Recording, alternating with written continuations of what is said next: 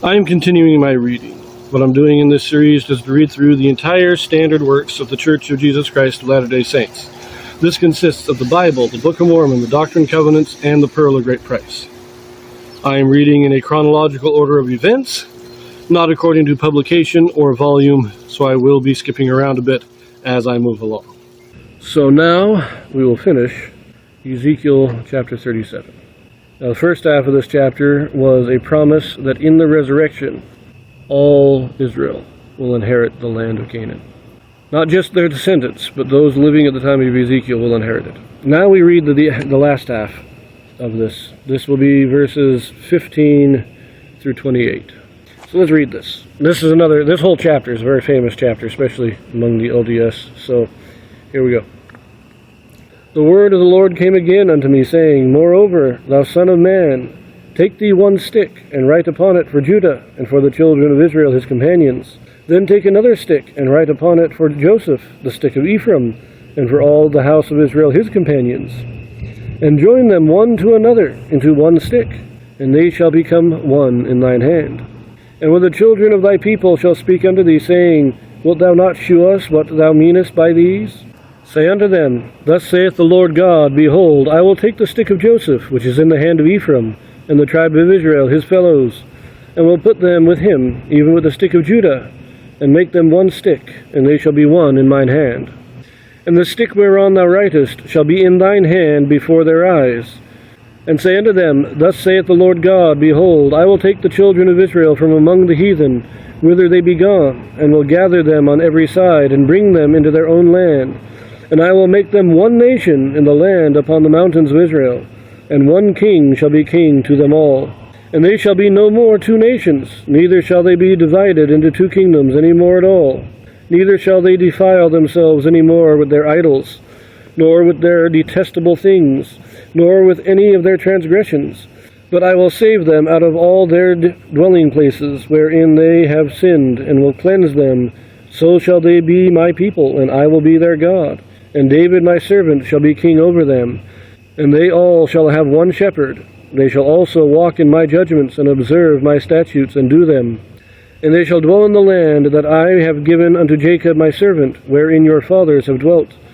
And they shall dwell therein, even they and their children's children, forever. And my servant David shall be their prince forever. Moreover, I will make a covenant of peace with them. It shall be an everlasting covenant with them, and I will place them and multiply them, and will set my sanctuary in the midst of them forevermore. My tabernacle also shall be with them. Yea, I will be their God, and they shall be my people. And the heathen shall know that I, the Lord, do sanctify Israel, when my sanctuary shall be in the midst of them forevermore. Now there's a lot of people, a lot of antagonists of the church who will tell you that, it's not supposed to be translated stick, it's supposed to be translated wood. And technically, they're right. The word translated here as stick, even it says here in the footnotes, alternate Hebrew, wood. But then it makes this clarification. Wooden writing tablets were in common use in Babylon in Ezekiel's day. So what is this saying? He's not picking up a stick of wood. He's getting a block of wood, a sheet of wood, on which there would be wax. And then a record would be carved into the wax. And these books could be joined on hinges and folded together into actual books. They found these in some ancient ruins out there in the Middle East. These wooden writing tablets have been found. And when people tell you, this is just a stick of wood, and this is talking about the nations being joined together. Well, it is. But what's the writing on the sticks, or this block of wood? Why are we writing on it? Why can't we just take one piece of wood to represent Judah and one to represent Ephraim and join them together, if all it means is the joining of the nations?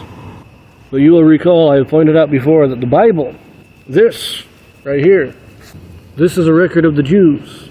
This is the story of the tribe of Judah. From the book of Ruth to the end, it's all Judah. Before that, Judges, 5 books of Moses, that's just the prologue, you could say, to the story of Judah. This, on the other hand, the Book of Mormon, this is the story of the tribe of Ephraim. Now it picks up when Ephraim separates itself from Judah, or at least one branch of Ephraim, one branch of Joseph. But here we have it, the writings on the sticks. And it is through the joining of the records, the writings, that Israel is restored. Israel can't be restored to its lands until they remember who they are. And they can't remember who they are if they don't have the records telling them who they are. If they don't know who they are, if they don't have their history, their true history, then Israel can never be restored. That is what this prophecy is talking about. We are reuniting Israel first in a knowledge of who they are. Then we can bring them back, and they can once again inherit the land and become one nation when they finally remember who they are. That's what this prophecy is saying. Whenever anybody asks or says, oh, it's just talking about blocks of wood, or it's just talking about the nations, the two kingdoms, ask them what the writing means, because that is the vital part.